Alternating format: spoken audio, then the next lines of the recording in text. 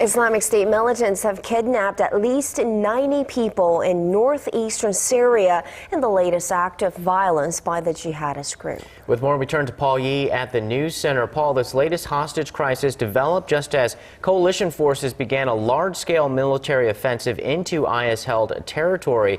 What can you tell us about these latest victims of war? Well, the Syrian Observatory for Human Rights reported on Tuesday that dozens of men, women, and children were captured near the town of Talmir. The UK-based monitoring group identified them as Assyrian Christians. Other activist groups in the region have put the number of hostages even higher at 100. This as some 3,000 people are said to be fleeing from the assault. The abductions came after the U.S.-led coalition launched 11 airstrikes over the last 2 days against IS targets across Iraq and Syria. On Monday, Defense Secretary Ash Carter arrived in Kuwait to speak on the fight against Islamic State. Achieving the lasting defeat of ISIL will require a combined diplomatic and military effort.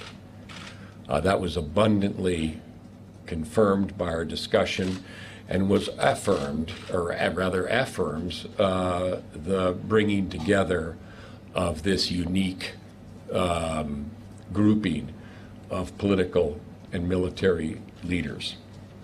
Carter is also slated to hold talks with U.S. military commanders and other diplomats. They include General Lloyd Austin, the head of U.S. forces in the Middle East, as well as U.S. ambassadors to countries including Saudi Arabia and Jordan.